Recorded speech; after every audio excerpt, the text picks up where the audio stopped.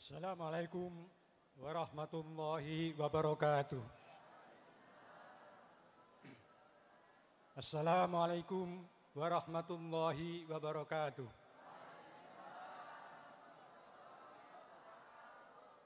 Bismillah, alhamdulillah, wassalatu wassalamu ala rasulillah, Sayyidina Muhammad bin Abdillah, la hawla la quwata illa billah, amma ba'du.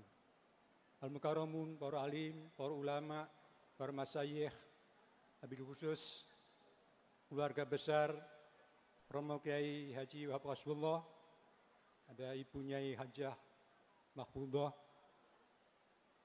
Bapak Kiai Haji Hasib Wahab, Ibu Nyai Hajah Rizbiyah Wahab, Ibu Nyai Haji Munjidah Wahab, Bapak Kiai Rokib Wahab, serta yang keluarga besar yang lain yang tidak bisa sebutkan satu persatu, dan yang sangat saya muliakan, Rais Suriah PWNU Jawa Timur, Bapak Kiai Abdul Hakim, juga yang saya hormati,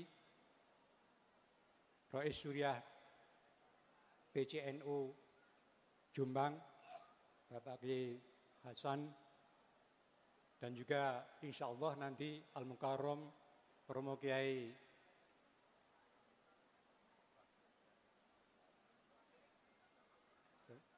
Gus Muafik insya Allah dari sini, dan juga Al-Mukarram Romo Kiai Miftahul Akhyar Rais Am PBNU insya Allah datang bersama-sama kita untuk mengayu bagio adanya hall dari Kiai Wahab Hasbullah yang kita cintai ini. Dan juga di sini hadir para santri dan kolega Mbah Wahab Hasbullah, ada Romo Kiai Masdwi Al-Hafidh, juga ada Kiai Abdul Rashid, beliau adalah sahabat Kiai Wahab, dan juga Kiai Hasyim Asy'ari, beliau datang dari Jakarta, dari Depok, dan beliau masih sehat walafiat untuk menemani kita semuanya. Para pejabat, baik dari Wakil Bupati, Bupati atau mewakilinya, dari Kepolisian, dari TNI, dan juga dari kementerian yang hadir pada kesempatan ini, hadirin hadirat sekalian, para undang yang berbahagia. Alhamdulillah, pada hari ini kita bisa hadir dalam acara yang sangat bermanfaat dan mubarakah, yaitu Hall Wahab yang ke-53. Semoga pertemuan kita ini, majelis kita ini, diridhoi oleh Allah SWT. Dan semoga salawat dan salam selalu terlimpahkan pada junjungan kita Nabi besar Muhammad SAW yang selalu kita harap ridha dan syafaatnya. Para masyayikh, para kiai, para ulama, dan khususnya Duriyah Kiai Wahab Hasbullah yang saya hormati, kami diminta untuk membacakan manaqib Kiai Wahab Hasbullah, yaitu membacakan keutamaan beliau yang bisa kita pelajari. Jadi Bapak Ibu sekalian, bahwa mempelajari, mengenal pikiran dan perjuangan Mbah Wahab untuk era modern ini sangat penting sekali, terutama bagi kalangan muda. Kalau bagi kalian yang sepuh, beliau mengalami sendiri, mengenal sendiri. Misalnya Romo Kiai Masduki Al-Hafidh, dia ini memang santri beliau. Jadi ya hafal, apalagi putra-putrinya seperti Ibu Nyai Mahfudhah, Gus Hasib dan sebagainya, termasuk Kiai Rosid. Dan juga Mbak Ibu lainnya yang dulu pernah nyantri pada Mbah Wahab. Tetapi bagi generasi baru, ini belum mengenal Kiai Wahab. Bahkan dulu generasi saya, generasi 80-an, itu sama sekali tidak mengenal Kiai Wahab. Akibatnya apa? Padahal Kiai Wahab adalah guru, mursyid dalam hal politik dan perjuangan. Beliau mursyid, tetapi kita tidak tahu apa ajarannya, karena tidak sampai kepada kita. Akibatnya apa? Kami ini generasi tersesat. Mungkin yang muda-muda generasi tersesat. Tidak tahu apa yang diajarkan oleh Mbah Hasyim Asy'ari, apa yang diajarkan oleh Kiai Wahab. Sehingga apa? Kita ini belajar pada orang lain. Belajar politik, belajar perjuangan pada orang lain. Terus terang waktu itu, kalau kita ingin ngerti politik, ingin ngerti gerakan, yang kita baca adalah minimal itu Tan Malaka atau Syahrir. Kalau mau keren lagi, kita baca bukunya Che Guevara dari Amerika Selatan sana. Ya, itu kan keliru, padahal mereka jelas-jelas tidak berhasil, gagal dalam berpolitik.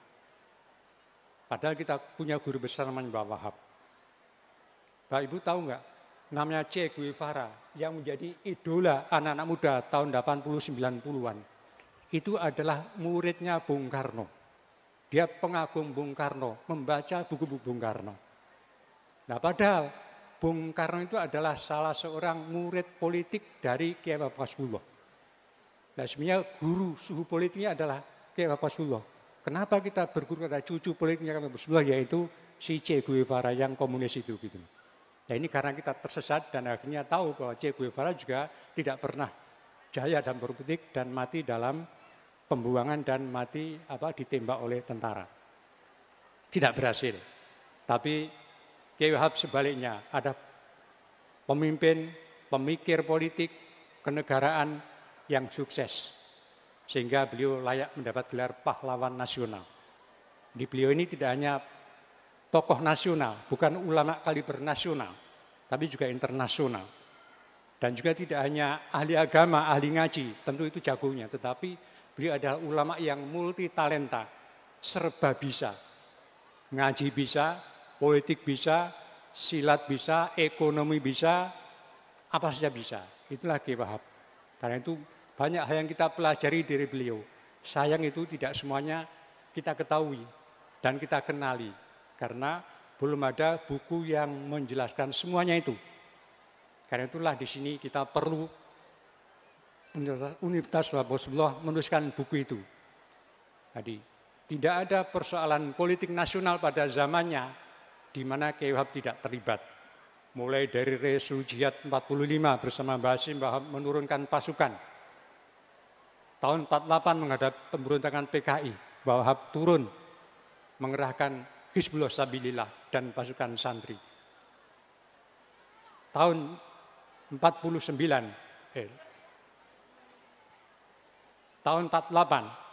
ketika terjadi pemberontakan DITI, beliau turun juga. Begitu yang mengatasi pemberontakan PRRI, komunis sampai pemberontakan pembebasan Irian Barat. Beliau itu terlibat untuk menyelesaikannya. Maka layaklah beliau diberi gelar pahlawan nasional. Karena beliau ini berdiri di belakang Bung Karno. Tidak hanya memberi nasihat, tapi juga mengirimkan anak buahnya, mengirimkan pasukannya untuk menumpas PKI, untuk mengatasi pemberontakan DITI, PRRI sampai pembebasan Irian Barat. Itu Kiai Wahab tidak hanya memikirkan konsepnya, tetapi juga memberikan solusi dan mengirimkan pasukan untuk meredam pemberontakan. Selain itu beliau juga tidak hanya nasional, tapi juga berkaliber internasional. Contohnya, waktu beliau mendapatkan tugas dari NU untuk memimpin delegasi Hijaz di Resolusi Hijaz, beliau sukses menjalankan misinya. Padahal waktu itu Raja Saudi lagi berkuasa, raja yang sangat otoriter, sangat kejam. Siapapun yang melawan tidak sepaham dengan gerakan Abdul Aziz yang Wahabi itu akan ditindas.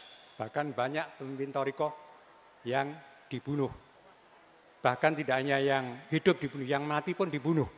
Dari kuburannya dibongkar para pemimpin Thariqah itu karena dianggap sesat. Gitu. Tidak ada ulama yang berani, semuanya tiarap. Karena takut dengan kekejaman Raja Ibnu Saud yang menguasai Saudi Arabia, yaitu Najd dan Hijaz. Tidak ada yang berani. Tetapi NU tidak ingin bahwa akan terjadi pertumpahan darah dan terjadi halangan dalam melaksanakan ibadah haji dan belajar mengajar Sunnah wal Jamaah di Tanah Suci. Maka NU mengirim utusan untuk membebaskan bermadhab dan beragama di Saudi Arabia. Maka dibentuklah Komite Hijaz. Padahal Indonesia waktu itu belum merdeka. Kita sudah mengirimkan delegasi ke sana menemui raja. Nah, Kiai Wahab sebelum melakukan bertemu dengan raja, beliau mengkonsolidasi kembali mengorganisir kembali para ulama yang sudah lama tiarap, tidak berani bangkit. Dibangkitkan, dimotivasi dan juga diprovokasi sehingga mereka bangkit semua. Dan semuanya setuju untuk mendukung misi Komite Hijaz bertemu Raja. Nah, dengan adanya dukungan yang sangat luas, tidak hanya ulama dari Nusantara, tetapi dari negara lain yang masih mukim di situ, itu ikut semua. Nah, ternyata tidak yang dari Ahlussunnah wal Jamaah, yang Syiah pun ikut-ikutan mendukung, karena mereka sama-sama tidak berani menghadapi. Nah, dengan adanya dukungan yang luas itulah, maka misi Kiai Wahab diterima dan dihormati dan juga dituruti apa yang menjadi usulan dari Komite Hijaz yang dipimpin oleh Kiai Wahab. Karena apa? Ternyata Kiai Wahab bukan ulama sembarangan. Dia membawa misi dari organisasi besar nama Nahdlatul Ulama yang mewakili umat Islam Indonesia. Bahkan beliau juga mewakili umat Islam di seluruh dunia. Nah, inilah peran Kiai Wahab, peran Nahdlatul Ulama dalam menjaga perdamaian dunia. Bayangkan kalau tidak ada Resul Jihad, maka tidak ada Komite Hijaz, maka nanti sudah dihancurkan. Dan juga aliran yang lain selain Ahlussunnah wal Jamaah sudah disirnakan dari Saudi Arabia, terutama dari Haramain. Nah, itulah perjuangan beliau baik di tingkat nasional maupun internasional. Nah, itu semuanya dijalankan dengan penuh kesuksesan. Karena itu beliau ini adalah tokoh yang tidak hanya dikenal di Indonesia, tapi dikenal di seluruh dunia. Makanya Kiai Hamid dari Pasuruan mengatakan bahwa Kiai Wahab itu adalah seorang wali, tetapi mastur. Jadi wali tapi terselubung. Nah, selubungnya apa? Selubungnya adalah politik kenegaraan. Makanya Kiai Wahab punya buku namanya Kaidah Berpolitik dan Bernegara. Nah, itu disebut selubung atau hijabnya atau masturnya itu. Nah, ternyata beliau adalah wali yang ditugaskan untuk menjaga politik, menjaga negara. Nah, karena beliau wali tentu karomahnya besar. Makanya sukses dalam menjalankan misinya. Dan juga barokahnya sangat besar. Karena itu siapa saja yang berada di sekitar beliau akan mendapatkan limpahan barokahnya. Baik ketika beliau masih hidup maupun sampai meninggal dunia. Pasti akan dapat barokahnya. Nah, salah satu contoh ada orang yang mendapat barokah dari Kiai Wahab, yaitu seorang supirnya. Jadi Kiai Wahab punya seorang supir, yang itu karena barokah beliau menjadi tokoh besar, tokoh nasional. Sebenarnya beliau ini bukan supir, tapi semacam khodam, punokawan, yang tukang nyugui kalau ada tamu. Namanya Abdurrahman. Nah, Abdurrahman ini suatu ketika disuruh Mbah Wahab mau pergi. Mbah Wahab nyuruh Abdurrahman itu manggil supirnya. Abdurrahman, tolong ambilkan supir Kang Hadi, saya mau pergi. Oh iya Kiai. Lalu dipanggillah si supir ini. Ternyata supir ini sedang sakit. Lalu Kiai Wahab, si Abdurrahman ini bilang Kiai Wahab, Kiai, Kang Hadi sakit, nggak bisa ngantar, nggak bisa nyupiri. Yaudah kalau begitu cari supir yang lain. Oh nggak usah Kiai, saya aja yang nyupiri, kata Abdurrahman itu. Kata beliau,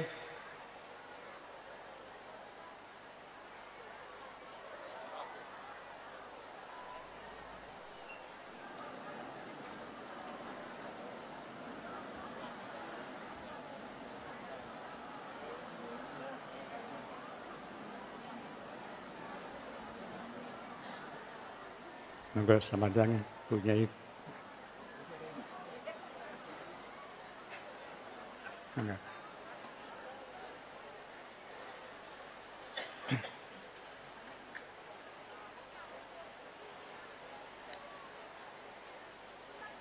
Jadi kata Abdurrahman ini, Kiai, Pak Hadi nggak bisa. Yaudah kamu cari supir yang lain. Kata Abdurrahman, oh nggak usah Kiai, biar saja yang nyupir. Loh, memang kamu bisa nyupir tak? Sakit Kiai.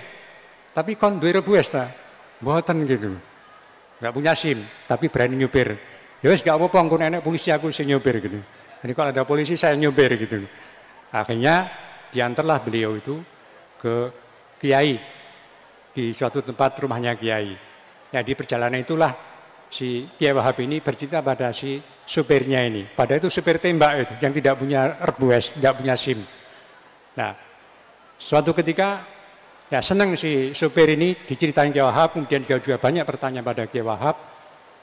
Kemudian setelah pulang, suatu ketika Kiai Wahab nyuruh lagi si supir ini, si khadamnya ini, Abdurrahman ini, untuk nyari supir lagi, mau pergi.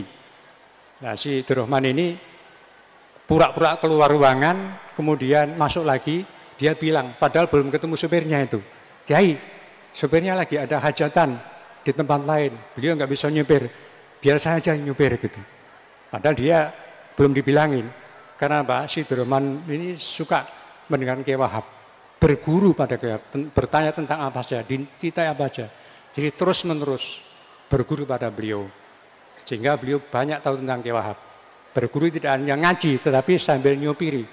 Dan Abdurrahman ini lama kemudian dikenal dengan Abdurrahman Wahid, yaitu Gus Dur itu. Jadi Gus Dur itu adalah supirnya Kiai Wahab.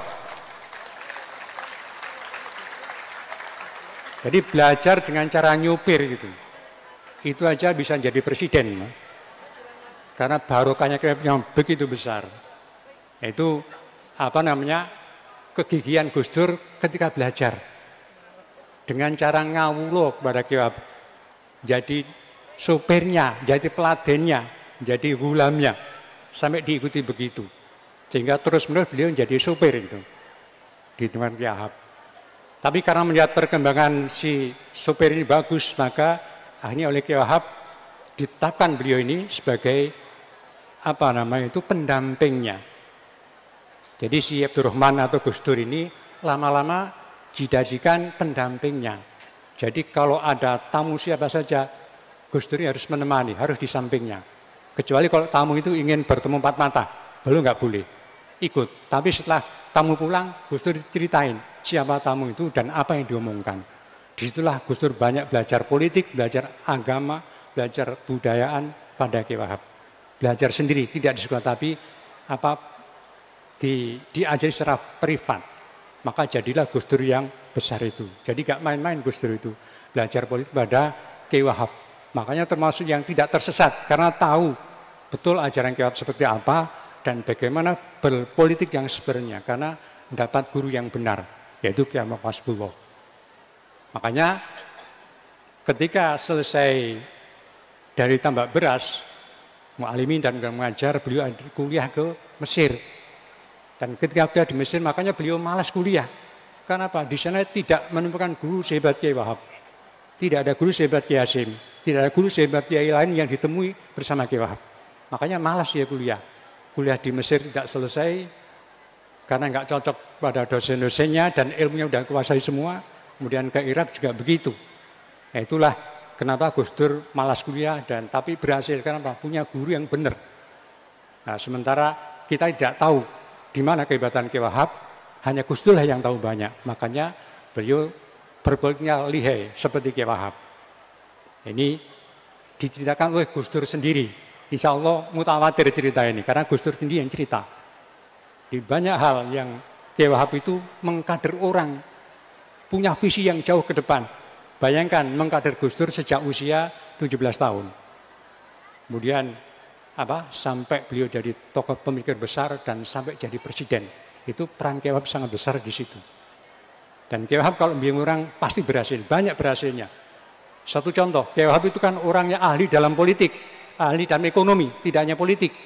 Beliau mendirikan Nahdlatul Tujar, beliau mendirikan Syirkah Mu'awanah dan macam-macam usaha bisnis.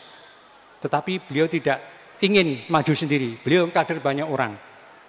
Nah, salah satu kader yang hebat menjadi pebisnis yang top itu namanya Rahmat. Dari Jawa Tengah, dari Purworejo. Itu tinggal di Surabaya, dibimbing Kiai Wahab.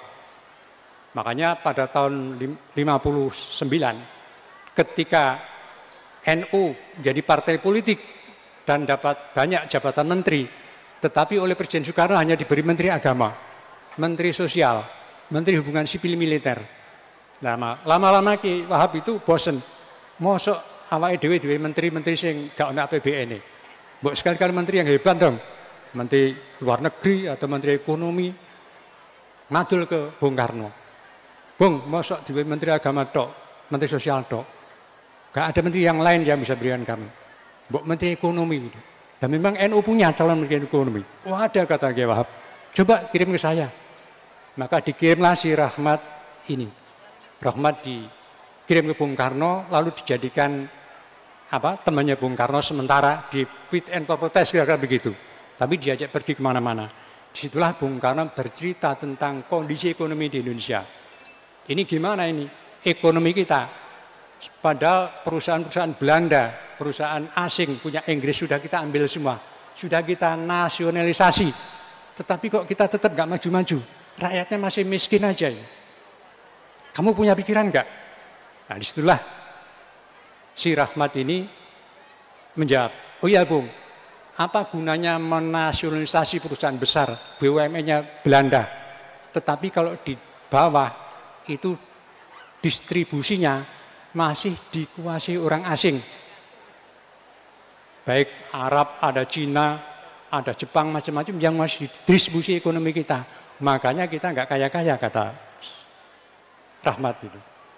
Maka kemudian, lalu usulmu apa? Ya kita batasi, kita atur Bung.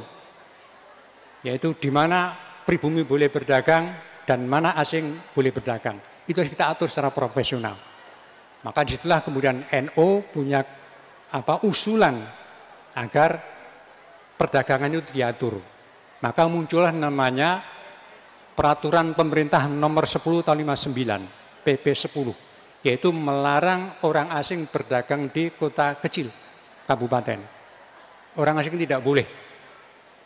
Nah, dengan cara itulah kemudian orang asing diusir dari kota kabupaten, hanya boleh tingkat provinsi. Nah, maka orang asing itu ya Cina-Cina itu, dulu Cina masih asing, yang pribumi boleh, Arab juga masih asing, itu diusir semua ke luar negeri, nggak boleh dagang di ini. Nah itu PP 1059 itu yang kebijakannya dari Menteri NU, kadernya Ki Wahab namanya Rahmat Mulyo Miseno. Ketika jadi Menteri Perdagangan diterapkan itu, maka terjadilah perkembangan ekonomi yang merata, tidak ada pemerasan, pribumi sudah menguasai jaringan ekonomi. Nah itulah kemajuan ekonomi dicapai. Dan Ki Wahab membuktikan bahwa ternyata orang NU bisa ngurusi ekonomi. Dan tidak main-main. Kebijakan ini membuat sebuah negara superpower, negara Cina dipimpin Mao Zedong itu marah. Jadi Mao Zedong marah. Kalau Indonesia terus mengusir orang asing yang ada di Indonesia, maka kami dari negeri Tiongkok tidak segan-segan akan mengirimkan kapal perang ke Indonesia. Lalu Bung Karno, kami juga tidak takut. Ini soal kesejahteraan rakyat dalam negeri, kebijakan dalam negeri. Maka silakan kalau berani, saya akan bertahan dan saya tidak akan menyerah, kata Bung Karno. Nah, itulah orang NU bikin kebijakan, menterinya dari NU, tetapi presiden berani mempertanggungjawabkan ketika berhadapan dengan kekuatan asing. Nah ini kan tidak ada sekarang orang seperti itu gitu. Dan karena kehebatan kita dalam buat konsep ekonomi. Nah, sekarang ini setelah Bung Karno jatuh, setelah Orde Baru dan cara reformasi, sekarang asing udah bebas berdagang di tingkat daerah. Muncul Alfamart, Indomaret, kemudian Lawson, Dawson, macam-macam itu. Itu seharusnya nggak boleh. Dulu zaman Gus Dur nggak ada itu. Gus Dur waktu jadi presiden nggak boleh itu. Alfa beroperasi di mana? Dibatas. Nah sekarang marak di mana-mana dan sehingga mematikan usaha nasional kita. Bahkan terakhir masih mereka usul Alfamart, Indomaret, usul pada pemerintah agar pedagang Madura itu ditutup, dibatasi, nggak boleh buka 24 jam itu. Nah ini kalau ketahuan Mbak Wahab dulu pasti udah ngamuk Mbak Wahab itu, udah berjalan untuk membela. Nah itu pentingnya NU ngurusi soal ekonomi dan itu langsung Mbak Wahab sendiri mengkader orang yang bisa menjalankan kebijakan ekonomi di tingkat negara, tidak hanya untuk NU. Nah, banyaklah apa yang dicontohkan oleh Ki Wahab. Dan Ki Wahab ini punya banyak keutamaan, keunggulan tadi itu. Dan salah satunya adalah beliau ini mampu membaca situasi, tahu geopolitik. Ada suatu contoh ya. Nah, tadi itu diriwayatkan oleh Kiai Baidowi Adnan. Beliau itu adalah salah satu dulu jadi ajudannya Kiai Wahab waktu di Jakarta ketika beliau jadi Rois Am. Dan ini ada cerita lagi bahwa Kiai Wahab itu juga punya kemampuan besar untuk membaca situasi geopolitik. Tahun 60 beliau diajak oleh Bung Karno ke Amerika untuk menghadiri sidang umum Perserikatan Bangsa-Bangsa PBB. Nah, waktu itu karena dalam sidang umum maka banyak para petinggi negara, ada raja, ada presiden, perdana menteri, semua diberi kesempatan pidato di depan majelis umum itu. Semua pidato dan semuanya mengutarakan isinya. Kemudian Bung Karno mendengar, menyimak, termasuk Kiai Wahab. Lalu Bung Karno mengatakan, waduh, kok semua isinya sama, seperti yang saya siapkan pidato saya ini. Dan orang semua ngantuk karena pidatonya sama, yaitu isinya mengutuk kolonialisme, anti-imperialisme, kemudian menuntut pembebasan dan juga menuntut ganti rugi dan kemerdekaan. Semuanya negara ngomongnya begitu. Sehingga hadirin pada ngantuk. Lalu Bung Karno tanya kepada Kiai, ini kalau caranya begini, saya juga membacakan pidato saya, maka semua orang akan ngantuk seperti yang lain. Lalu bagaimana caranya? Ya betul aja kata Kiai Wahab. Semua tadi bisanya cuma menuntut-nuntut aja para raja dan presiden itu. Yang dibutuhkan kan solusi. Harus ada tema lain, yaitu memberikan solusi terhadap penjajahan ini. Nah, lalu menurut Kiai Wahab, apa solusinya kata Bung Karno? Ya gampang saja, yaitu Bung Karno harus pidato tentang Pancasila. Karena solusi dari penderitaan, solusi dari penjajahan ini adalah Pancasila. Kata Bung, oh betul sampean. Maka setelah itulah Bung Karno pidato tentang Pancasila di sidang umum PBB itu. Itu atas usul Kiai Wahab. Karena inilah yang memberikan solusi bagi negara yang sedang terjajah atau baru keluar dari penjajahan untuk mengatasi keadilan. Itu perintah dari Kiai Wahab, usul dari Kiai Wahab. Bung Karno udah lupa gitu. Disitulah kemudian Bung Karno memperkenalkan Pancasila kepada seluruh pimpinan negara di dunia ini. Maka dibacalah Pancasila itu, yaitu Pancasila kata Bung Karno adalah 5 principles. Dan terusnya dijelaskan 1, 2, 3 sampai selesai. Dan kita Bung Karno bicara Pancasila, semua menyimak, semua tertegun, tidak jadi ngantuk. Dan semua memperhatikan, karena usul yang diberikan adalah sangat luar biasa, sangat mendalam, tidak hanya provokasi, tetapi betul-betul solusi yang diberikan. Dan solusinya tidak lain adalah Pancasila.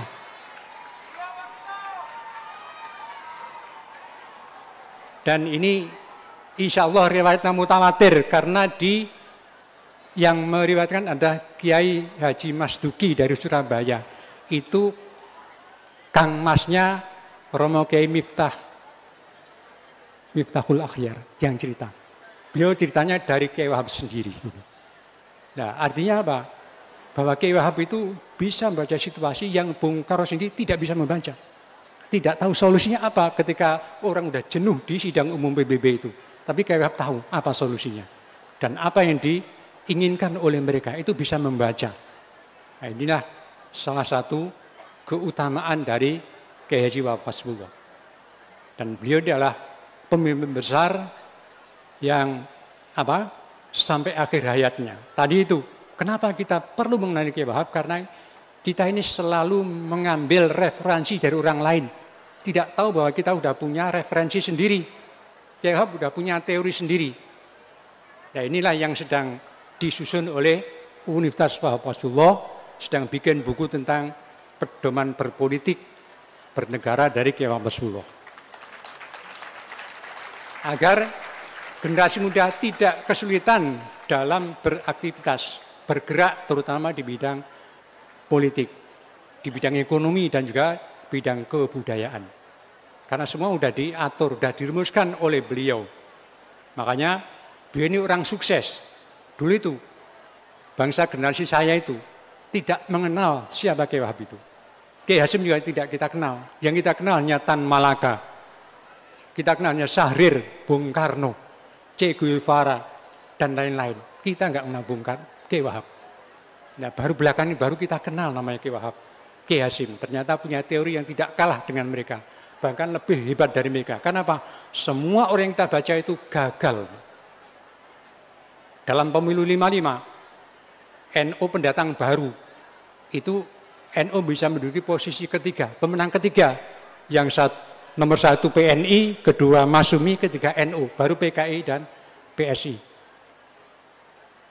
Dan kita tahu bahwa partai-partai ini dan tokohnya itu mengalami nasib yang tidak beruntung. Pada pemilu 71, partai-partai yang lama itu sudah tumbang, sudah tidak ada.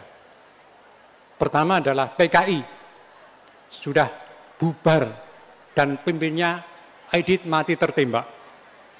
Kemudian juga sama, Partai Murba, ini juga partainya bubar dan ketuanya Tan Malaka juga mati tertembak. Kemudian PSI, Partai Sosialis yang orangnya hebat-hebat itu, partainya dibubarkan dan orangnya mati dalam penjara, namanya Syahrir itu. Termasuk pemilu 71, PNI itu bukan partai yang sangat kuat, dibikin oleh Bung Karno. Tahun 71, PNI merosot berantakan, hanya mendapatkan 6% suara. Dan setelah itu Bung Karno juga mati dalam tahanan. Sementara Kiai Wahab sebagai pemimpin NU, beliau bisa mempertahankan NU sebagai partai terbesar, menang 20%, sementara PNI hanya 6%. PSI sudah tumbang, Murba tumbang, Masyumi sudah tumbang. Tapi Kiai Wahab bisa memenangkan NU sebagai partai pemenang dalam pemilu 71. Partai terbesar ya. Partai terbesar 71. Maka disitulah kemudian beliau menang dalam kejayaan. Lalu di dalam khutbah wada beliau, khutbah terakhir beliau diucapkan tahun 1971 di Surabaya.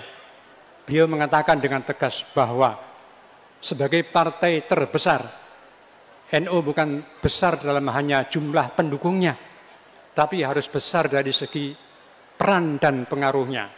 Karena itu tugas NU sebagai partai terbesar adalah menegakkan nilai-nilai Pancasila agar bisa diamalkan dalam kehidupan sehari-hari dalam berbangsa dan bernegara, sebagai negara yang bertakwa kepada Allah yang Maha Kuasa, kata Kiai Wahab. Dengan dasar cita-cita menjunjung tinggi demokrasi, kemanusiaan, dan keadilan, sebagaimana yang diajarkan oleh Pancasila itu sendiri. Itulah khutbah terakhir, khutbah wada dari Kiai Wahab, yaitu masih ingat membela negaranya. Dan setelah itulah beliau wafat dalam kondisi dalam kejayaan. Sementara lawan politiknya semua tumbang, partainya tumbang, dan orang juga tumbang. Sementara Kiai Wahab meninggal di tengah kejayaan dan kemenangan itu. Nah, karena itu apa yang disampaikan oleh Kiai Hamid dari Pasuruan itu benar, bahwa beliau adalah wali yang terselubung, wali yang mastur, terselubung oleh politik, dan memang wali yang ditugaskan untuk ngatur politik. Nah, wali berpolitik tentu tidak akan kalah gitu, tentu menang, karena membawa misi Islam Sunnah wal Jamaah. Dan itulah berbagai hal, banyak sekali keutamaan dari guru kita Kiai Haji Wahab Hasbullah, sehingga beliau layak kita jadikan guru dan panutan, terutama di dalam situasi modern yang politiknya lagi kacau balau karena masuknya berbagai ideologi yang berbeda-beda. Karena itulah di sini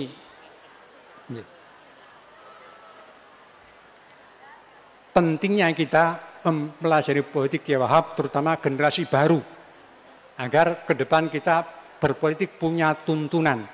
Politik tidak asal-asalan, politik tidak boleh dengan tangan kosong, tetapi harus punya modal, punya tahu jurusnya, tahu kuda-kudanya, tahu strateginya, sebagaimana yang diajarkan oleh Kiai Wahab, sehingga kita berpolitik, bermasyarakat, dan juga berekonomi itu bisa punya pengaruh yang besar tidak hanya pada Nahdlatul Ulama, tapi pada Republik Indonesia yang kita cintai ini.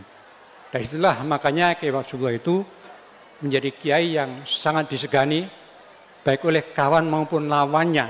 Termasuk orang yang paling segan dengan Kiai Wahab adalah namanya Adam Malik. Beliau ini setelah gagal berguru dengan gurunya sendiri namanya Tan Malaka. Tapi Tan Malaka gagal. Bukunya hebat tapi berpolitiknya gagal. Syahrir tulisannya hebat tapi berpolitik gagal. Tetapi Kiai Wahab walaupun belum nulis buku politik tapi politiknya berhasil. Karena itulah yang bisa kita jadikan guru politik untuk membangun bangsa ini, kata Adam Malik, adalah berguru pada Kiai Wahab Hasbullah. Saya kira itu yang bisa kami sampaikan. Semoga ini menjadi inspirasi buat kita semua, menjadi pedoman buat kita semua, apa yang sudah diajarkan oleh guru kita, para masyayikh kita, bagaimana kita melakukan perjuangan Ahlussunnah wal Jamaah, baik dalam hal agama, sosial, ekonomi, sampai dalam hal politik. Ihdinas siratal mustaqim, wallahu muwaffiq ila thoriq. Wassalamualaikum warahmatullahi wabarakatuh.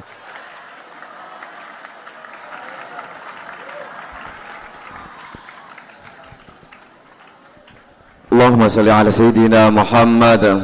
Allahumma salli ala Sayyidina Muhammad.